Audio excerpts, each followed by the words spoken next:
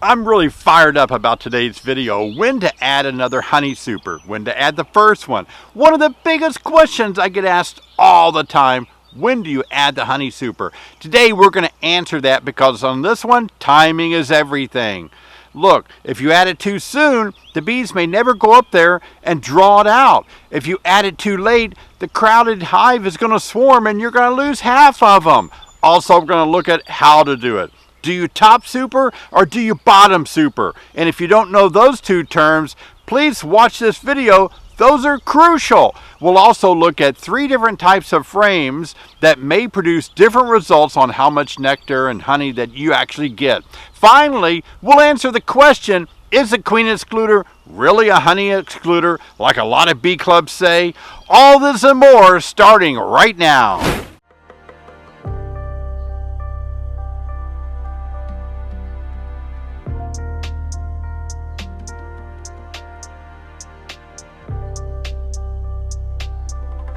Let's get right into it. When do you add a super? When you have 5 frames that are filled out in your bottom deep, I suggest you add your second deep. And then when that second deep has 5 frames filled out, and I mean wax drawn and some bees on it, it's time to add your honey super. Always err on the side of adding your honey super a tad bit early. I don't mean crazy early. Like you don't want to just add a deep, throw your new package in there, and then put 5 supers on it. That's not going to work. You want to get the bees up in that second deep, pretty established, with 5 frames of wax drawn out before you add your super. But once you have 5, I really think you need to add that super right away. Because usually that time of the year is when bees are really bringing in some nectar. They have to turn nectar into wax. How do they do that? Listen up, here's how it happens. Bees have to actually consume nectar. They use it for fuel, they eat it. And when they eat it, bees that are between 12 and 17 days old have wax glands below their abdomen. And when they consume that nectar, then they're able to produce from these wax glands wax flakes that they use throughout the hive to build their comb. Holy moly! So the first year beekeeper really doesn't expect to have a lot of excess honey because bees are turning a lot of the incoming nectar right into wax to stretch out to build out that comb on your frames. But that second year beekeeper, look out because you've got your wax pulled out. Now bees are going to be able to turn that nectar right into honey. But I realize many of you are brand new beekeepers this year. You're probably starting with brand new equipment. You may not have any honey supers that have drawn out comb on it. So this is what we're going to do.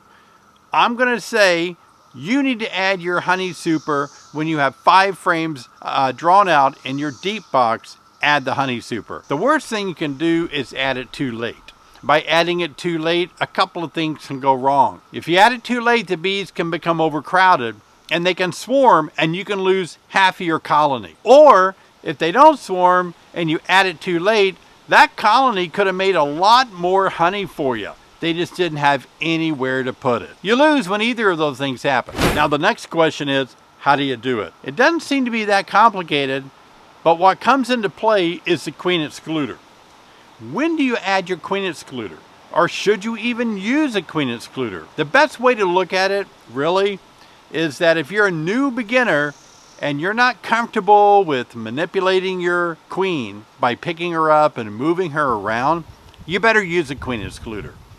And so I suggest that you would add your honey super, but first lay down that queen excluder.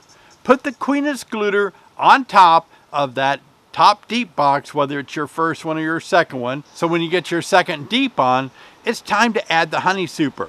If you're a new beginner and you're not used to handling your queen, moving her down, go ahead and put that queen excluder on your top deep box and then put the honey super right on top of the queen excluder and then put your inner cover or top cover on. It's better that way because you don't want eggs up in your honey super.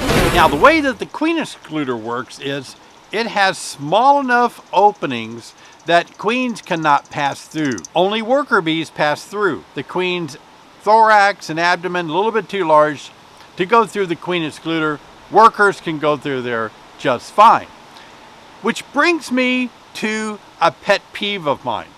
It's called a queen excluder because it excludes the queen from passing through into the super. Many beekeepers will call it a queen extruder.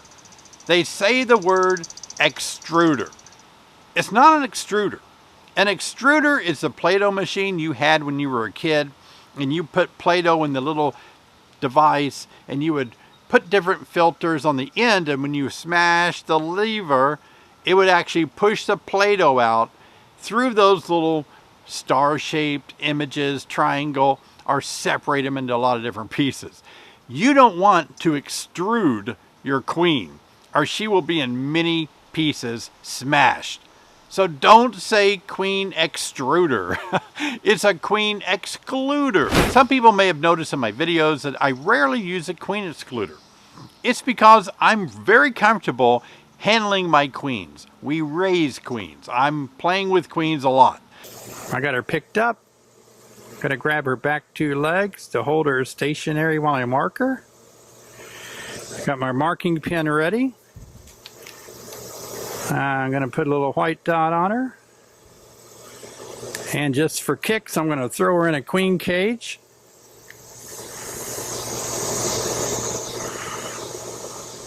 My hands are sticky. There she goes in the cage. 60 seconds marking a queen. And so I'm comfortable moving the queen down when she rises up and starts to get into my honey supers.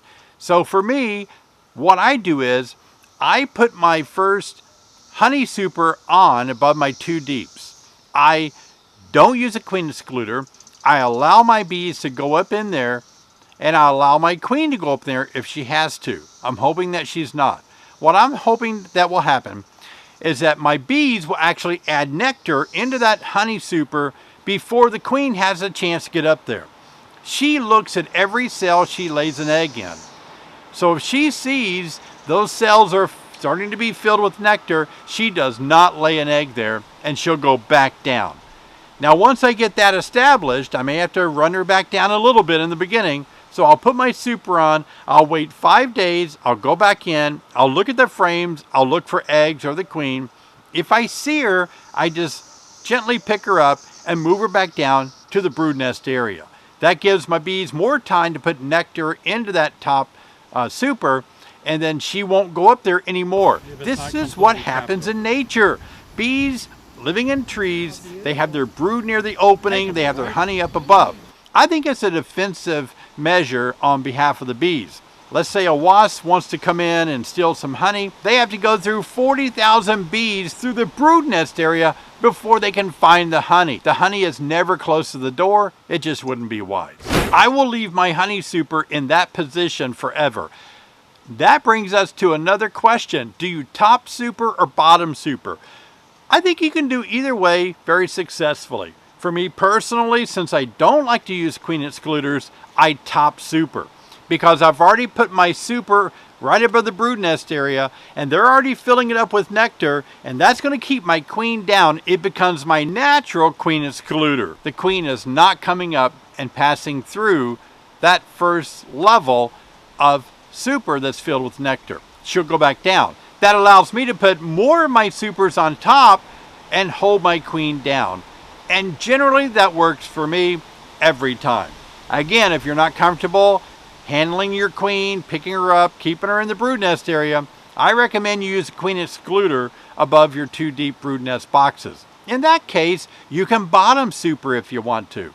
You see, if I bottom super, what happens without a queen excluder, the queen's going to go up into that new super that's below my one that's already starting to be filled. Does that make sense? And so I like to top super. But by all means, if you're using a queen excluder, you can bottom super. The idea of a bottom supering is that the bees are passing through a brand new super, trying to get to one that's not quite finished yet. And along the journey, they may decide to stop there and fill that one up as well. It may work, it may be a wash, either way you do it. I just have a personal preference, and my way is not always the way that you have to do it or the best way. It's just a preference of mine. We're going to talk about frames now, because sometimes the frames that you use make a big difference on how fast the bees can draw the frames out and add nectar and turn that nectar into honey in your supers. Before we do that though, let me take a moment to thank you for watching so far. We've got a lot more content coming up, especially coffee time. I'm really excited for you to watch my coffee time at the end of the beekeeping part of this video. I hope you'll stick around. But I want to say thank you so much. I view you as a valuable person. I really appreciate you watching my video. I view you as a friend. You guys are awesome. Thank you for supporting me so much. Please give me a thumbs up if you've liked this content so far, and subscribe. Click on the bell to be notified each time we make a new video. I really appreciate it. Now let's get right back into the video. Let's talk about 3 frames. 3 frames that are commonly used in beekeeping now: the one-piece plastic foundation, the plastic foundation with a wood frame, and then a drawn comb that was used last year, and it's been extracted, and now it's an empty comb fully drawn out. Those are the 3 frames that we want to talk about and how you use them in your honey supers. Now there is a 4th one, not going to spend but just a second to let you know about it, and that is, it's a wooden frame, but it has wax foundation. Wax foundation is a thin sheet of wax. It has embedded wires in it, and if you use those, you'll know they're a lot of work compared to the wood frame with a plastic insert. I want to show you types of frames that we have today. Like I said, I called it 3 types, but we have the all plastic, one-piece plastic. It's the rib, everything, the top bars, side bars, foundation, one piece.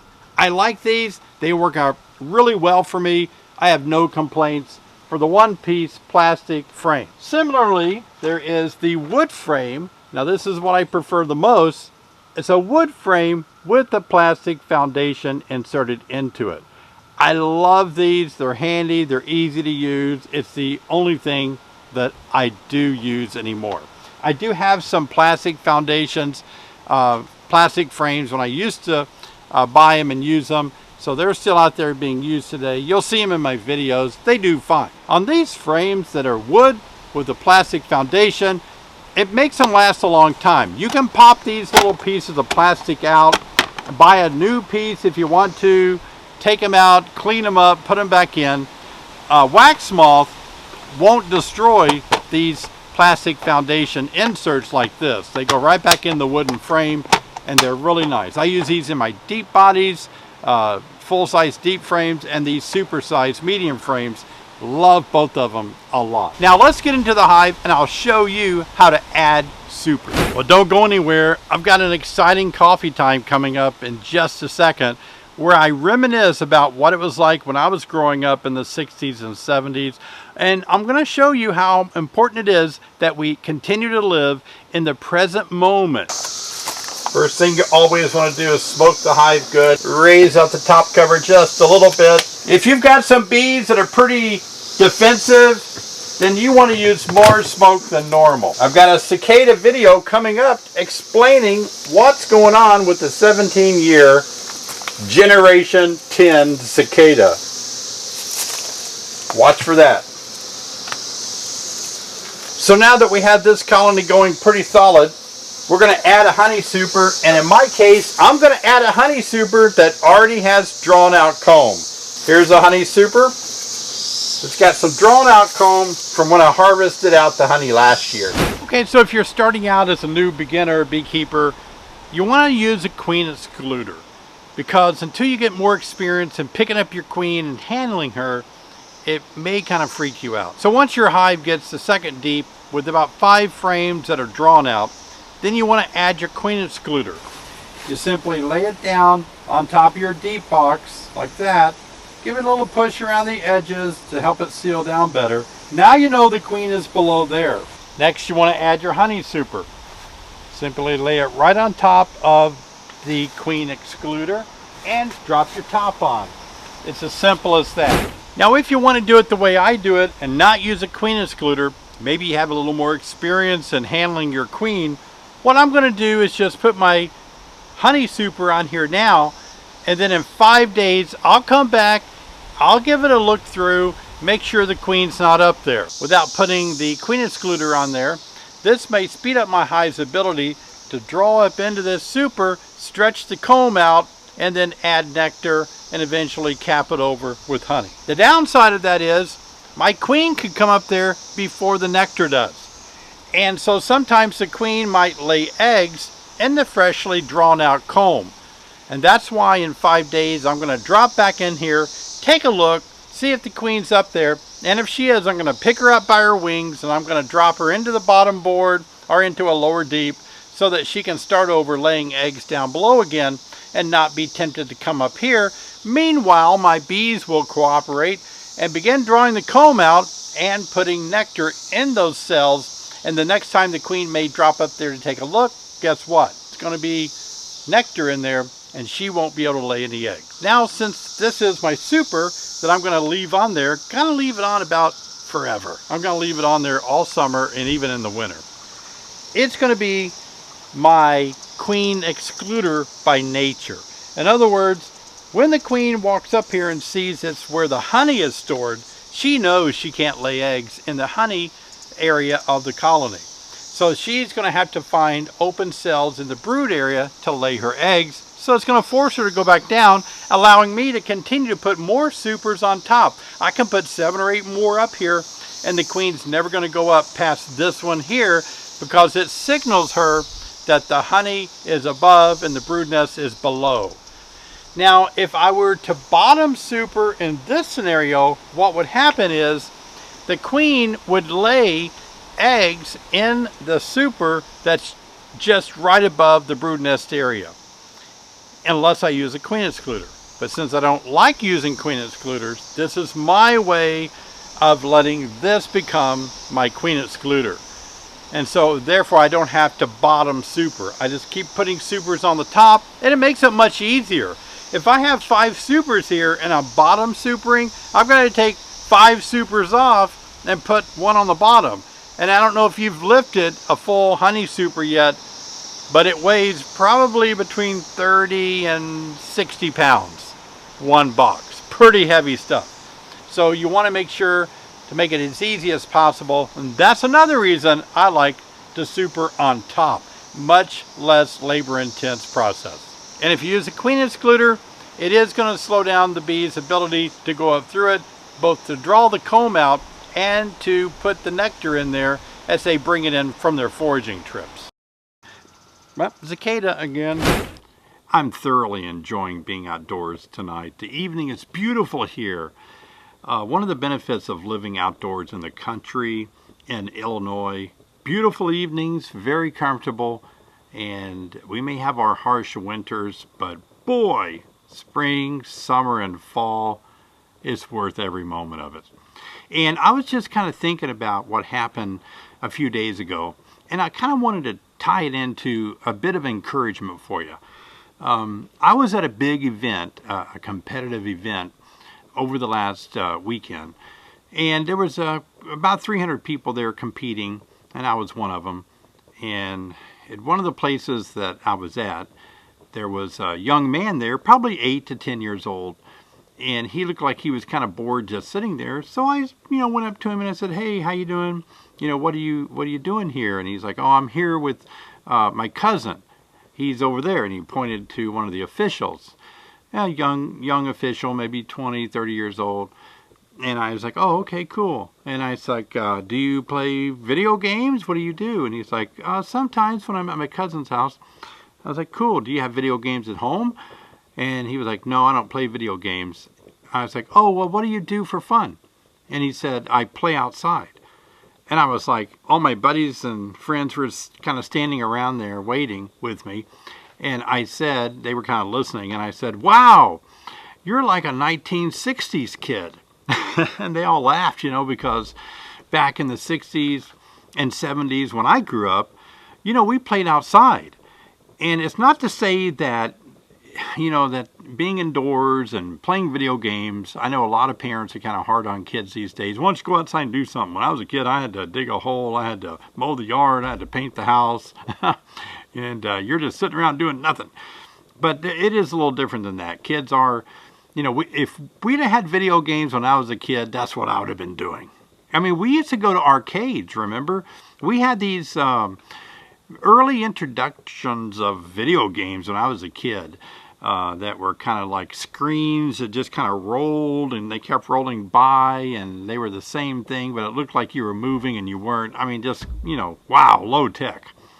But for the most part, as a kid growing up in the 60s and 70s, I played outside out of boredom. There wasn't anything to do inside.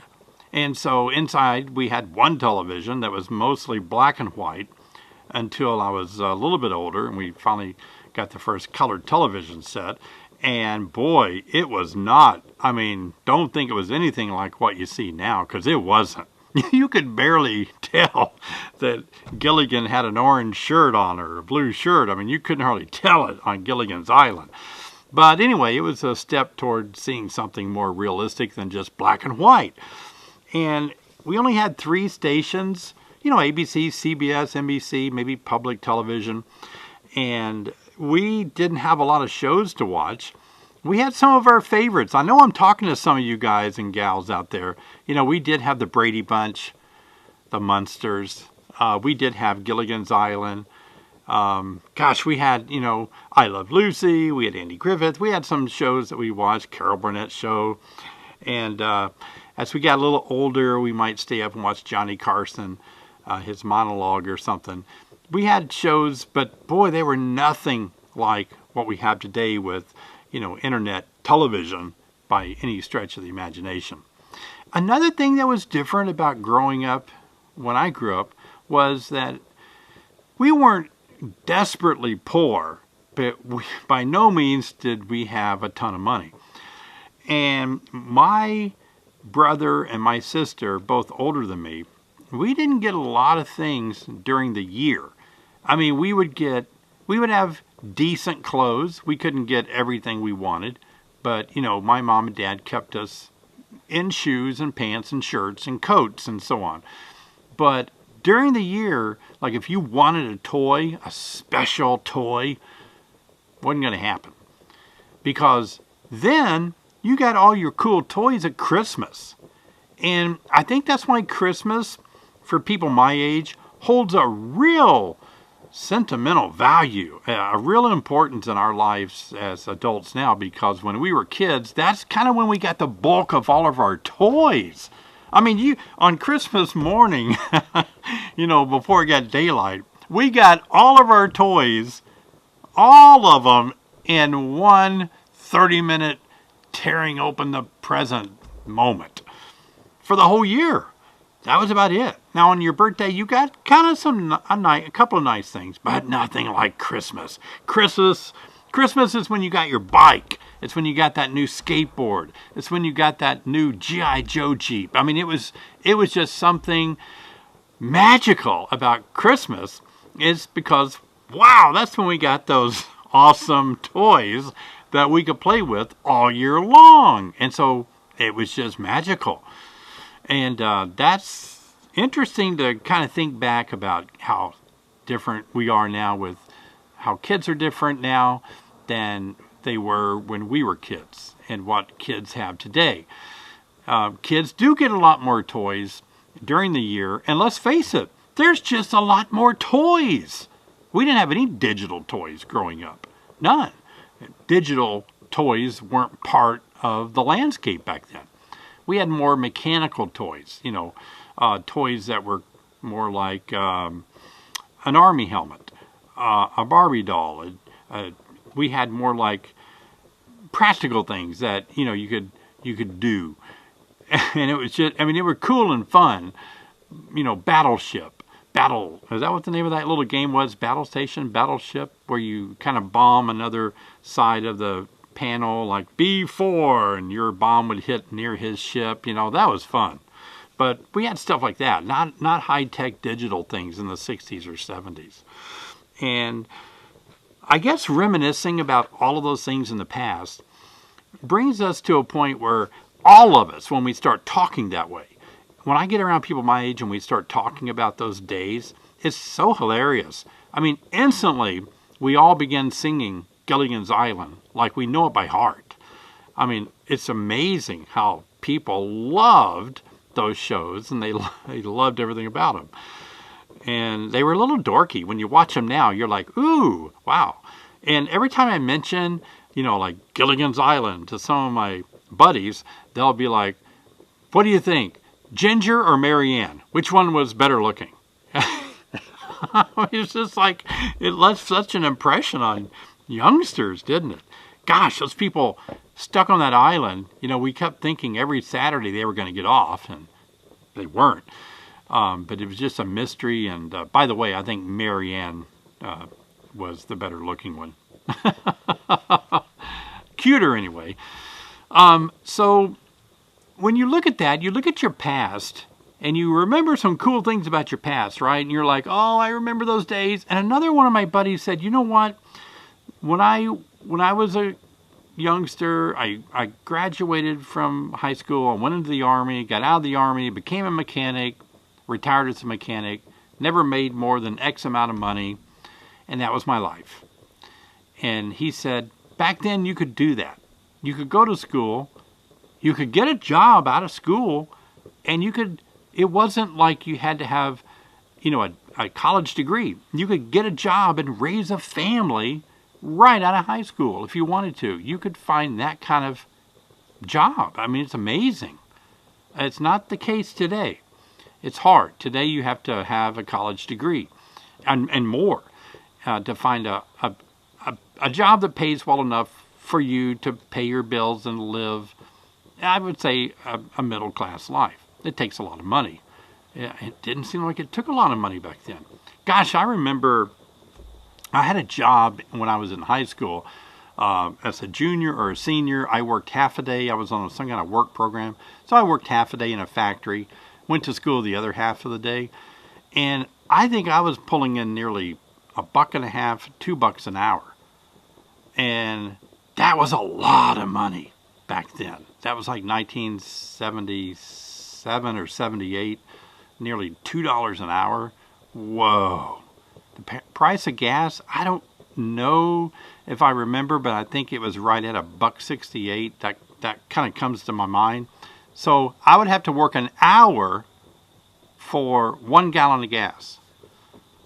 Is that right? Yeah, I'd work about an hour for a gallon of gas. And that seems weird. Now if you work an hour, you can buy more than 1 gallon of gas, right? A gallon of gas, let's say, is around $3 a gallon, and you work an hour. You're not going to make $3 an hour today. That's not even minimum wage. So today, I could think that we could work an hour. Let's say you make $10 an hour, and that's going to get you 3 gallons. Where when I worked an hour, it only got me 1 gallon. That's interesting. I'm going to have to think more about that. Leave comments below if I'm confused about that, and straighten me out about economy, because it seems like we're better off now. I don't know, but things are so different. Some things are cheaper to buy. Like when I was a kid, if you were going to buy a television set, you bought this gigantic television. I mean, it wasn't a very big screen, but it was in this gigantic wooden oak, cabinet with big legs on it. And some of them had a turntable, like a stereo vinyl album player in the top of them too. They were so big, and they were a fortune. I mean, they were hundreds upon hundreds of dollars back in the 60s and 70s for one of those things. And remember when they broke down? We had a guy where I lived. I grew up in, got a little older around the 70s. I grew up in Paris, Illinois. And there was a man there, it's interesting, but he was our water softener guy. We lived out in the country, and we had to have water softened. So we had a water softener gentleman. He was also our TV repair guy. Back then, people could make a living repairing a television. Man, that TV goes bad today. The thing's only this thin, It's only $150 for the television. It lasts 10 years. And by the time you're ready to repair it, it's so outdated, you wouldn't think about putting any money in it, even if somebody could repair it, which I don't think they do anymore. You just buy a new TV. But back then, you would repair the television. He would come in and he would have like a whole bucket of tubes, big tubes, little tubes. And he'd have a mirror set up where he could get back behind that television, and he would start turning and popping these tubes in and out, and he'd finally get the right one, get a little better. He'd be looking, trying to dial that scene in. Oh my gosh. And mom and dad were biting their nails, because back then, if it was a picture tube, all life was over. I mean, if it was a picture tube, it was going to be millions of dollars to them to think about getting that replaced and watch TV again. They were just going to have to do without Johnny Carson at night. My mom loved him, watching him, and he was so funny. So it was just funny back then how we lived our life, and gosh, we had one television. And I remember when I was growing up, I'd hear some people say they had 2 TVs or 3 TVs, and it was just like, gosh, are you insane to have 4 TVs in your house? What do you need 4 TVs for? But now I think there's a TV. I stay at different places that, like bed and breakfasts, or if you rent a house, like a beach house or something, they've got a TV in every room that you go into. It's kind of interesting. Big difference in times, isn't it? How things are so different now. And I'm sitting outdoors. I've got some very inexpensive lights on my face and behind me, and you couldn't buy those when I was a kid. I mean, I was into photography as a kid, didn't have cool stuff like this, and I sure couldn't afford it. And wow, I mean, the technology that we have today is just phenomenal. For the price, it really is. But my point is, if we reminisce about the past, and my buddy that said he went into the Army, got out, became a mechanic, made a living doing that, he said, America will never be like that again. You won't ever be able to do that again. And it's sad to think that. It won't come back to that. It's gone. But I remember Sherry's dad. He was in the Navy. He got out of the Navy and, came home to Paris, raised a family, and he actually had a job as a fireman. It wasn't a volunteer fire department. It was a paid position as a fireman.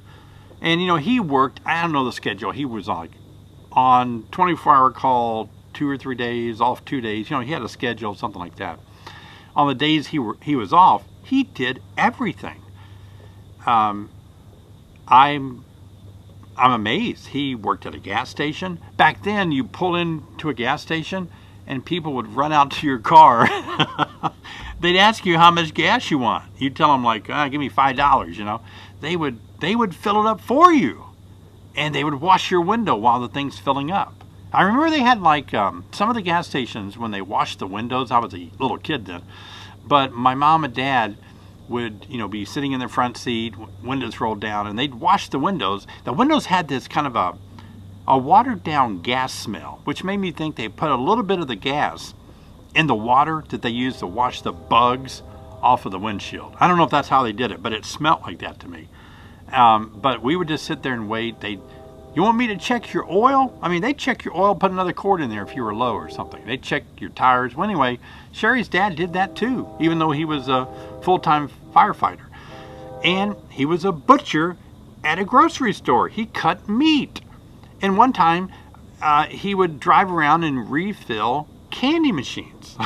I mean, back then, when you have a big family, you have to do a lot of jobs like that. And gosh, he did them all. It's amazing. Sherry's mom didn't work. That was pretty common back in those days. Dad did all the working. Mom stayed home, took care of the family, made the meals and all. Never go back to those days. There's still, not to say that that was bad or this is better. I'm not saying that. I'm just saying that's the way it was. And it holds a special place in a lot of our minds and a lot of our hearts. Not everybody, but it holds a special place to a lot of us.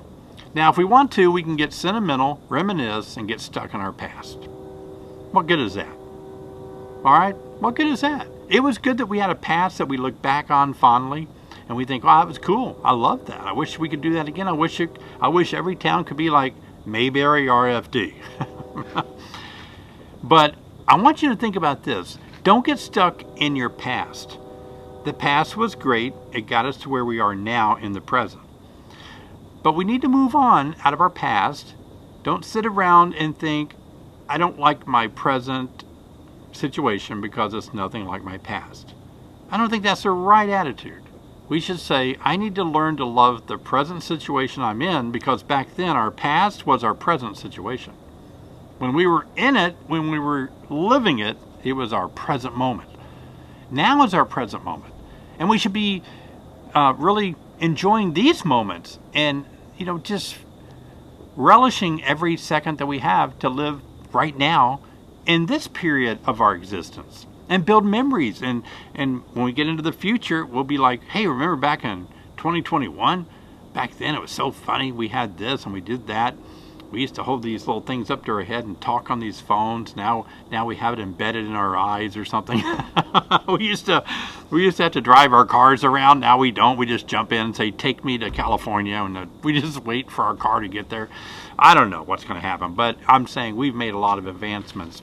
It's going to be different in the future, but we always have to love our past, appreciate where we've been, what it made us. But we also really need to be focused on the present moment. Here we are right now. That's all we can do. I'm filming this at night. I'm tired. I'm going to go to bed and go to sleep. I don't know if I'm going to wake up in the morning. This may be all I have right now, this moment. And then it will be gone. So we have to live every moment like it's I wouldn't say our last moment, but like it's our only moment. The past is over. The future, not here yet. No reason to worry about that or regret that. We just need to live right now and enjoy it. It's fun to talk about the past. I did like Gilligan's Island. Not sure if I'd like it now. I've got other shows that I like, I think, better. I'm moving on. I'm embracing other things now. So I hope you'll be the same way. This is sort of a coffee time, but I don't want to drink coffee late at night before I go to bed. It probably won't bother me. I do that sometimes, and I sleep fine. But I just want to have a chat with you to encourage you. We had some good times, but now I think we're having better times. I think we're having some fun times now. And if we're not, let's start. Let's say, "Hey, that was good. This is better. It's going to get better. And my future is bright." I'll see you next time.